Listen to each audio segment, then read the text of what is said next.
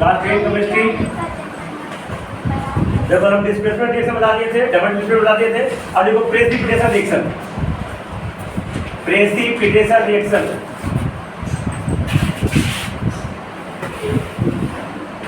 इसे कहते हैं अवक्षेपण अभिक्रिया। अवक्षेपण अभिक्रिया देखो, जब कोई रिएक्शन में अगर सॉलिड सब्सटेंस बॉटम में बैठ जाए तो क्या कहेंगे? प्रेसिपिटेशन। समझ गया? सॉलिड इनसॉल्युबल, भूलने वाला नहीं। हाँ ठीक है, लिखो the reaction in which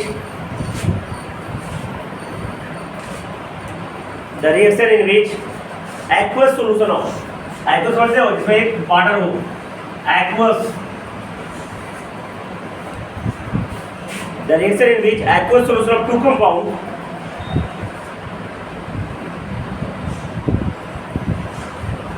the reaction in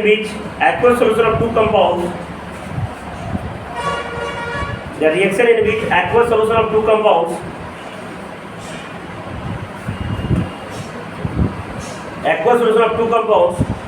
on mixing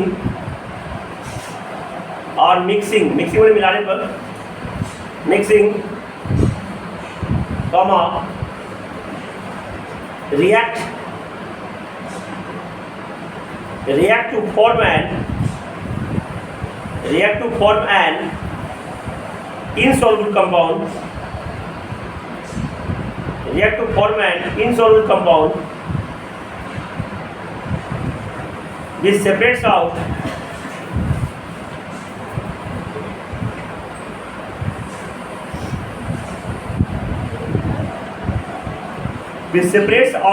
as a solid.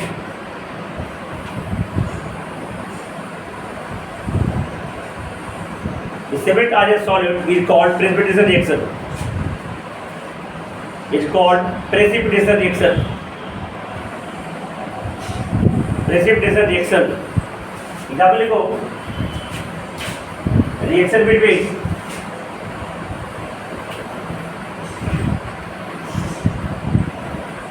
between barium chloride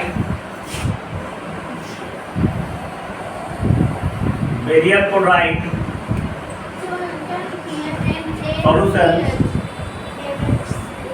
and sodium sulfate solution.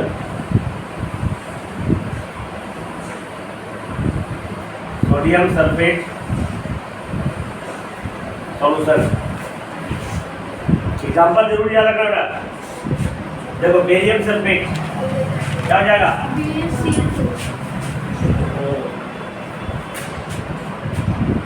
BaCl2 है ना, प्लस सोडियम सल्फेट Na2SO4 है ना, क्या बन जाएगा? तो प्लस माइनस क्या हो जाएगा? BaSO4 plus NaCl। वैलेंसी हमेशा याद रखना। देखो बेरियम का वैलेंसी 2 होता है, बेरियम का वैलेंसी कितना होता है? तो एक क्लोरीन में चला गया, क्लोरीन का वैलेंसी 1 होता है तो बेरियम के साथ नहीं गया, 1 को लिखने की जरूरत। याद देखो Na का वैलेंसी 1 होता है तो सल्फेट में नहीं लिखा मैंने, लेकिन सल्फेट का वैलेंसी 2 होता है तो Na2 लिखा मैंने। यहाँ पे देखो बेरियम का 2, सल्फेट का 2, दो कैंसिल आउट, इसलिए BaSO4 हो गया। ठीक है, इसमें देखो Na का 1, क्लोरीन का भी 1, तो कैंसिल आउट, NaCl हो गया। तो फार्मूला लिखने के लिए तब बहुत जरूरी है तुम्हारा वैलेंसी जानना, वैलेंसी जाके है ना।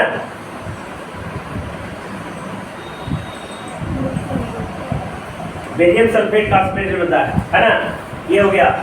लिखना हाइट PPT, पहले भी एग्जाम्पल इसका लिखा चुके हैं है ना। उजला रंग का प्रेसिपिटेट का फॉर्मेशन होता है, जो सॉलिड सॉल्यूशन टास्क रह जाता है। ठीक है,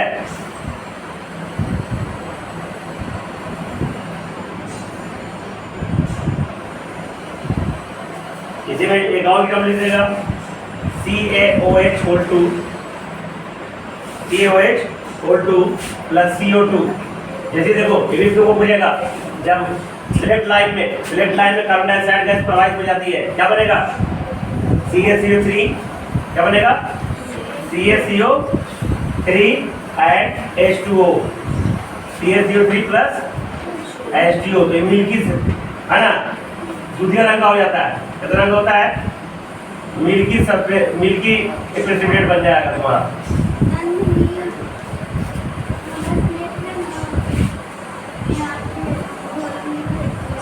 लगा लिखो,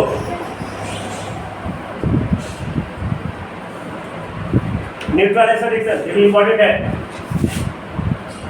न्यूट्रलाइजेशन रिएक्शन, न्यूट्रलाइजेशन रिएक्शन इसे कहते हैं उदासीनीकरण अभिक्रिया।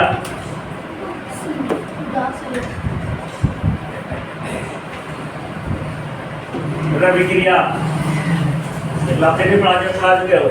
न्यूट्रलाइजेशन रिएक्शन देखो, when acid react with base, when acid react with base, when acid react with base,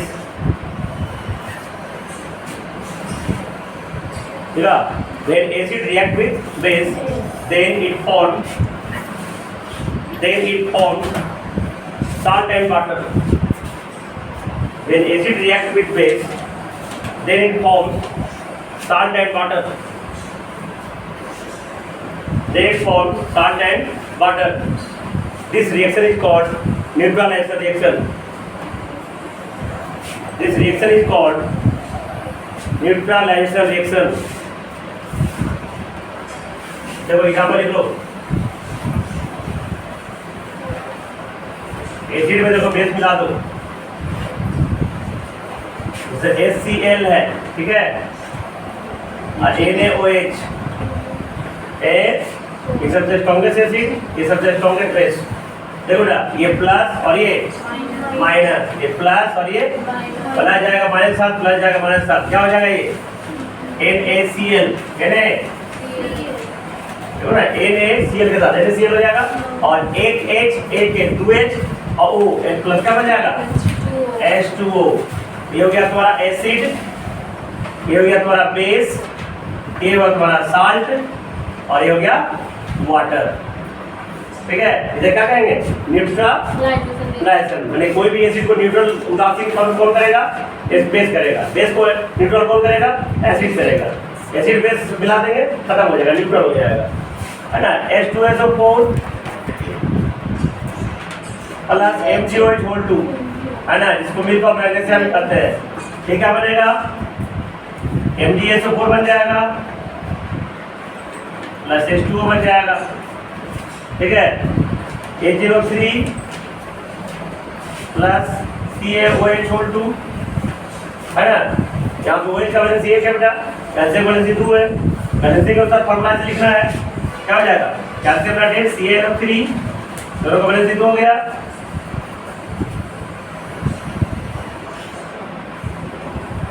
है ना।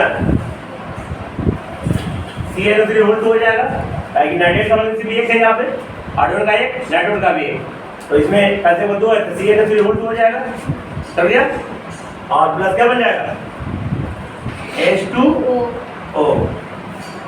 ये सब जितना भी एसिड बेस के साथ मिलेगा क्या बनेगा, साल्ट और वाटर बनेगा, उसे क्या कहेंगे, न्यूट्रलाइजेशन रिएक्शन है।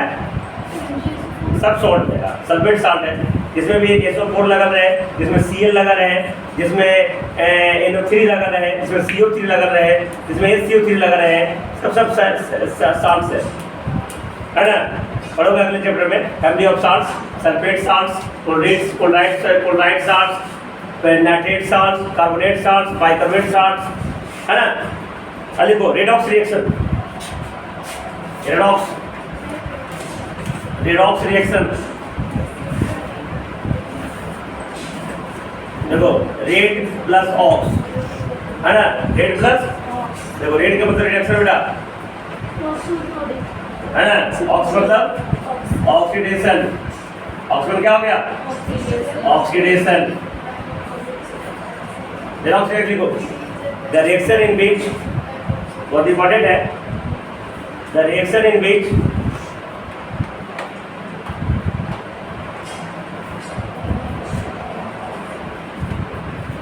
the reaction in which oxidation and reduction,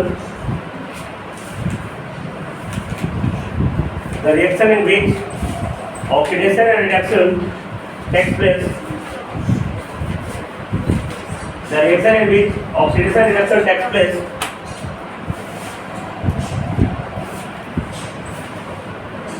the reaction in which oxidation ना मतलब का काम है देखो the reaction in which oxidation reaction takes place is called redox reaction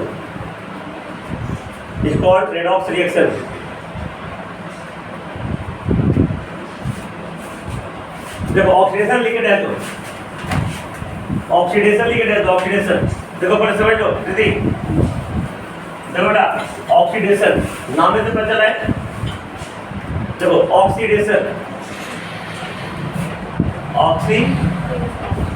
इसको हिंदी में उपचयन क्रिया कहते हैं उपचयन या ऑक्सीकरण अभिक्रिया ठीक है उपचयन अभिक्रिया या ऑक्सीकरण अभिक्रिया अब ध्यान देना अगर कोई रिएक्शन में जैसे C+O2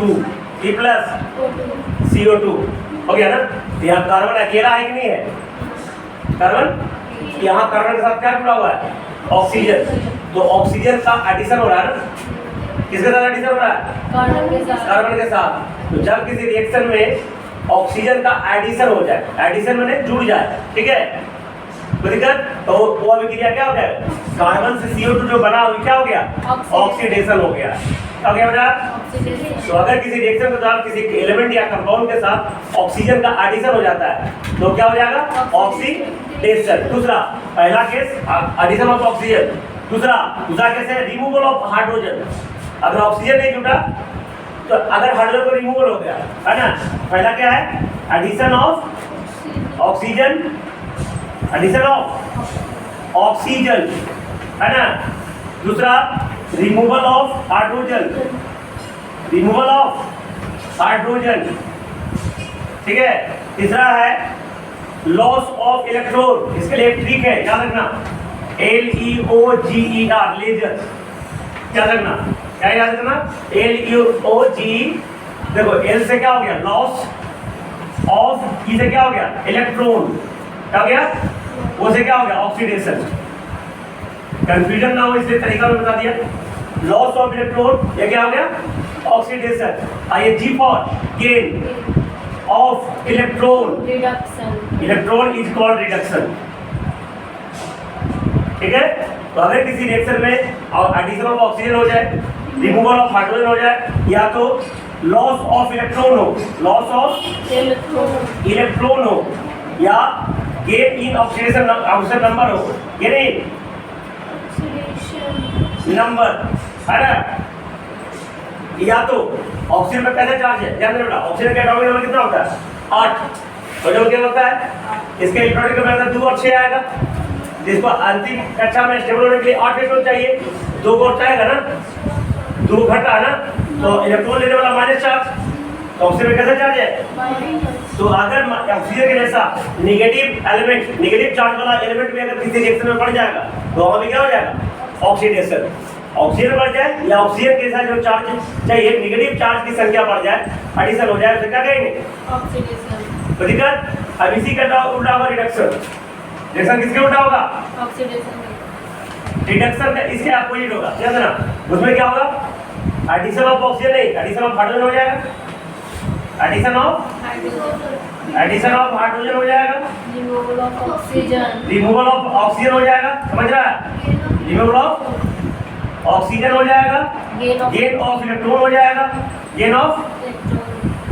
हो जाएगा डिक्रीज इन ऑक्सीडेशन नंबर हो जाएगा डिक्रीज ऑक्सीजन नंबर हो जाएगा आया तो है ना हाइड्रोजन में कैसा चार्ज है पॉजिटिव ना कैसा चार्ज होता है तो अगर पॉजिटिव चार्ज का वृद्धि हो जाए किसी रिएक्शन के दौरान तो क्या हो जाएगा रिडक्शन वही समझ आ गया अब देखो ये एडिशन ऑफ ऑक्सीजन बता दिया मैंने अब देखो इससे सोडियम है एटम है ना सोडियम क्या है इसका एटॉमिक कंफर्मेशन 2 8 1 होगा इसका लास्ट ऑर्बिटल कितना इलेक्ट्रॉन एक इलेक्ट्रॉन ना इलेक्ट्रॉन अब एक इसको स्टेबल होने के लिए कितना चाहिए लास्ट ऑर्बिटल 8 चाहिए तो इसके पास 2 ऑप्शन है या तो एक किसी को देगा या तो एक साथ किसी से लेगा तो लेने और देने में दोनों में एनर्जी लगती है जिस तुम पैसा किसी को दो अंदर से लगती है ताकत की पैसा ना मिला तो दिक्कत हो जाएगा नहीं एनर्जी लगती है, अंदर से दिमाग में टेंशन हो जाता है। अब पैसा किसी से लेने में भी एनर्जी लगती है कि बाद में उसको लौटाना पड़ेगा।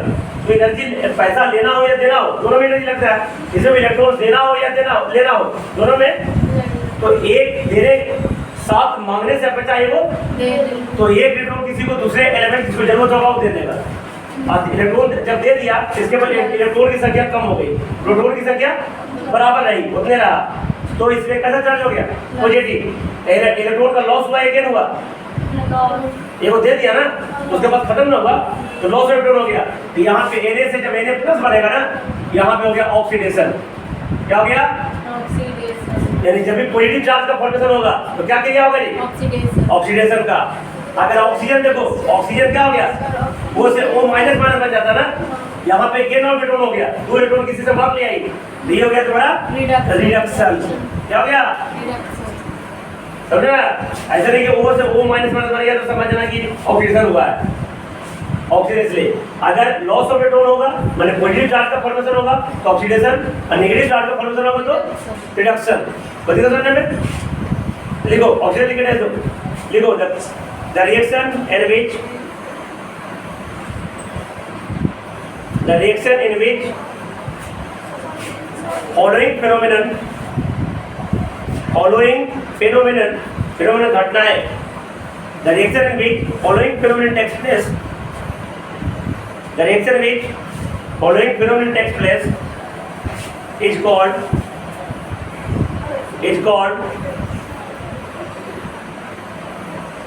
oxidation reaction, is called oxidation reaction।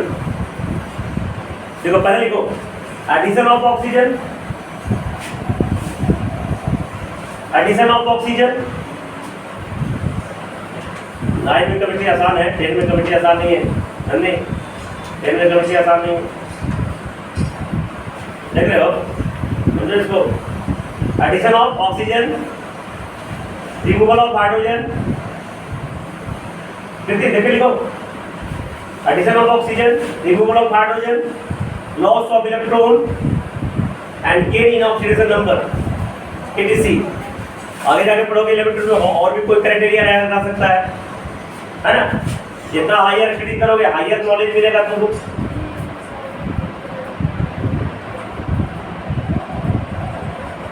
ठीक है, देख लिया? एग्जाम्पल लिखो C+O2 CO2, C+O2 CO2। अब देखो C से एक तीर का निशान दे, कैसे करो? नीचे लिखो ऑक्सीडेशन। अरे कार्बन अकेला था, कार्बन के साथ ऑक्सीजन ऐड हो गया तो कार्बन का ऑक्सीजन हुआ। मुझे कैसे करो बेटा? किसका ऑक्सीजन हुआ? कार्बन का ऑक्सीजन हुआ। समझ रहे हैं ना? ये हुआ। ठीक है, लिख लिया? एग्जाम्पल लिखा C+O2, यहाँ से लिखो Na से बन गया Na प्लस, 2 8 1 हो गया, यहाँ पे 2 8 हो गया, यहाँ पे नाइट्रोजन का ऑक्सीजन हुआ, नाइट्रोजन बोल रहे हैं सॉरी, सोडियम का, ये मतलब सोडियम होता है, नाइट्रियम उसका लैटिन नेम होता है। तो Na से Na प्लस हो गया तो यहाँ क्या हो गया? सोडियम का क्या हो गया? ऑक्सीडेशन। और भी अलग अलग एग्जाम्पल होगा। अब देखो reduction reaction,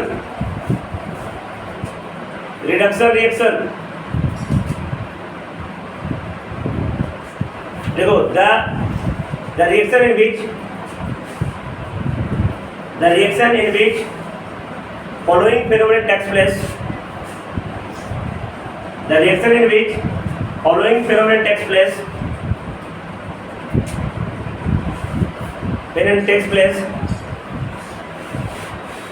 is called reduction reaction। The reaction in which following phenomenon takes place is called reduction reaction। यानी सिंपली रिएक्शन भी लिख सकते हो, रिएक्शन लिखने की कोई जरूरत नहीं है, इट्स कॉल्ड रिएक्शन। कल लिखेगा, कल लिखो एडिशन ऑफ हाइड्रोजन,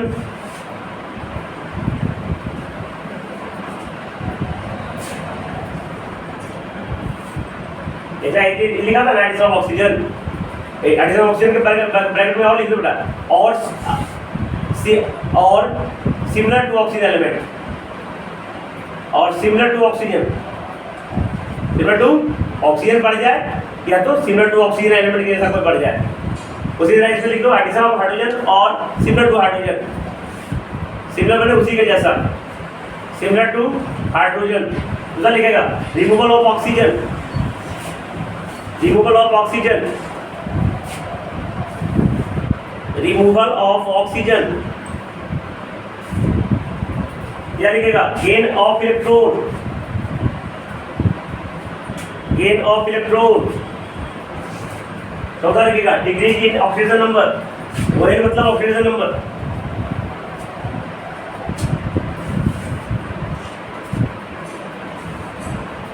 ATC कर दो, ठीक है। देखो ब्रैकेट में लिख लो लेजर, LEOGR लेजर। ट्रिक याद रखना इलेक्ट्रॉन के लॉस के लिए। ऐसे loss, loss of electron, loss of electron, oxidation, gain of electron, reduction. याद रहेगा ना।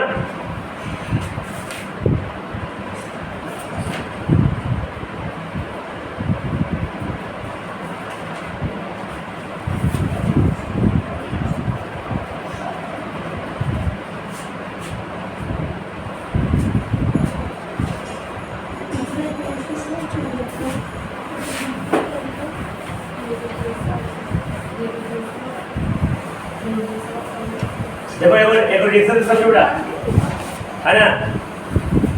एक रिएक्शन जैसे कुछ समझो। देखो AP समझना बहुत जरूरी है। Fe2O3 तो फेरस ऑक्साइड बोलेंगे या फेरिक ऑक्साइड बोलेंगे। Ferric oxide plus aluminium, plus क्या हो गया, प्लस एल्युमिनियम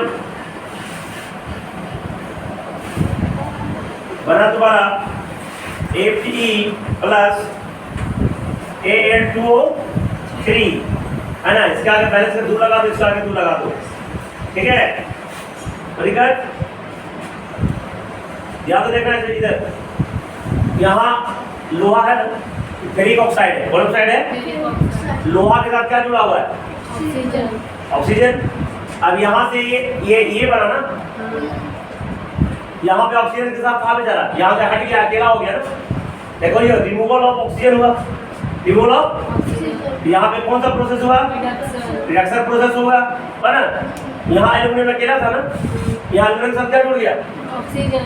तो ये Al से यहाँ पे क्या हो गया, ऑक्सीडेशन प्रोसेस हुआ, ओके नहीं, ठीक है समझ में, ठीक है। अब पूछ देगा तुमको, इसमें पूछ देगा कि रिडक्शन किसका हुआ, Fe का नहीं, Fe2O3 का क्या रिएक्शन हुआ ना। पूछ देगा ऑक्सीजन किसका हुआ,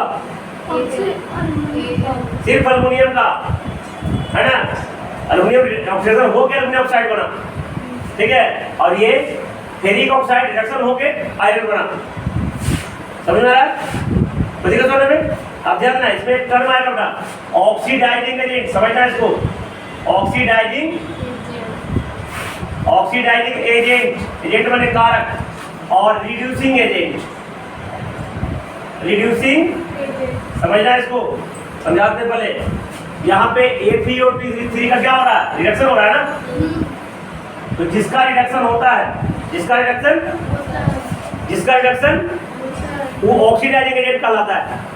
याद रहेगा, जो मटेरियल, जो सब्सटेंस, जो एलिमेंट या कंपाउंड का रिडक्शन होता है वो क्या कहलाएगा, उल्टा ऑक्सीडाइजिंग एजेंट कहलाएगा। और जो एलिमेंट या कंपाउंड का ऑक्सीडेशन होता है वो कहलाएगा रिड्यूसिंग एजेंट। समझ में आ रहा है? फिर से रिपीट कर रहा हूँ, जिस एलिमेंट या कंपाउंड का रिडक्शन होता है वो ऑक्सीडाइजिंग एजेंट कहलाएगा, और जिस एलिमेंट या कंपाउंड का ऑक्सीडेशन होता है वो रिड्यूसिंग एजेंट कहलाएगा। लिख लो ऑक्सीडाइजिंग एजेंट, लिखो oxidising agent, oxidising agent. Spelling सही है, OXIDISING, ऑक्सीडाइजिंग एजेंट। देखो द एलिमेंट और कंपाउंड, किताब में और भी परिभाषा लिखा होगा लेकिन मेरा सिंपल और सरल है। द एलिमेंट और कंपाउंड, द एलिमेंट और कंपाउंड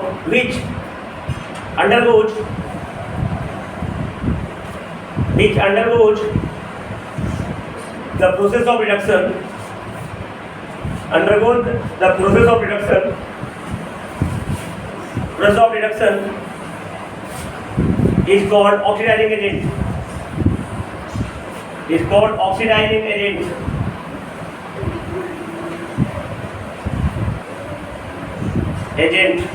ठीक है। अगर पैराग्राफ छोड़ के थोड़ा देखिए, अभी को reducing agent,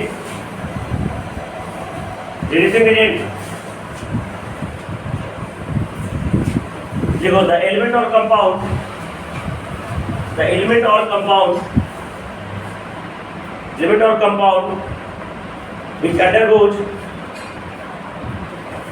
which undergoes the process of oxidation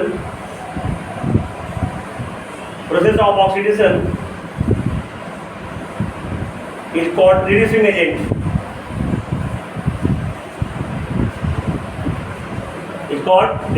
यहाँ देखो एग्जाम्पल कोई, अब देखो ऑक्सीडेशन ऑफ, देखो रिएक्शन किसका होगा, Ap2 3, ये इसका क्या हो गया, रिडक्शन, क्या हो गया, लिख देता हूं मैं, रिएक्शन करो, लिखो reduction of Ap2O3, oxidation of aluminium. अब देखो Ap की रिड्यूसिंग एजेंट कौन हो जाएगा, रिड्यूसिंग एजेंट क्या हो जाएगा, aluminium. Oxidising agent ferric oxide Ap2O3। समझ में आ गया सब, ऑक्सीडेशन समझ में आ गया, ऑक्सीडेशन समझ में आ गया, रिएक्शन समझ में आ गया, क्राइटेरिया समझ में आ गया। बाकी इसके डिफरेंट एग्जांपल्स पे हम काम करेंगे। इसके बाद थोड़ा सा पढ़ने का होगा रेंसिडिटी, है ना, एंड कोरोजन, जानते हो ना। तो अगला सप्ताह में खत्म हो जाएगा। कोरोजन किसे कहते हैं, जब कोई मेटल, है ना, मेटल पे एक ऑक्साइड का लेयर चढ़ जाएगा, कोई भी मेटल पे ऑक्साइड का लेयर चढ़ जाएगा, उसे क्या कहेंगे, कोरोजन कहेंगे। वैसे लोहा में अगर ऑक्साइड का लेयर चढ़ जाएगा तो उसे रस्टिंग कहेंगे, क्या कहेंगे। और जब खाना हम खाते हैं वो भी एटमॉस्फेयर के संपर्क में आके ऑक्साइड हो जाता है, क्या होता है, ऑक्सीडाइज हो जाता है। तो फूड जब ऑक्सीडाइज हो जाता है and gives the very bad smell and food get spoiled, food बर्बाद हो जाता है। This process known as rancidity, है ना, क्या बोलते हैं, कोई दिक्कत होने में। तो रैंसिडिटी से खाना को बचाने का क्या उपाय है, पता है ना, हम रेफ्रिजरेटर में रखते हैं, या तो कुछ पार्टिकल को जो लंबा रखना है उसको नाइट्रोजन पैकिंग करते हैं, वैक्यूम पैकिंग करते हैं, कुछ जो सब्सटेंस है जैसे अचार है उसको वाइन में रखते हैं, कुछ मुरब्बा है उसको शुगर में करते हैं, निमकी है उसको नमक में प्रिजर्व करते हैं। तो ये सब तरीके से प्रिजर्व करके आप लोग क्या करते हैं, रैंसिडिटी से क्या करते हैं, बचाने का काम। तो कोरोजन पढ़ के आओगे, रैंसिडिटी पढ़ के आओगे, prevention method of the rancidity पढ़ के आओगे, है ना। इसमें अलग अलग एग्जाम्पल देंगे और भी हम ऑक्सीडेशन रिएक्शन प्रोसेस को हम कैरी आउट करेंगे, ठीक है।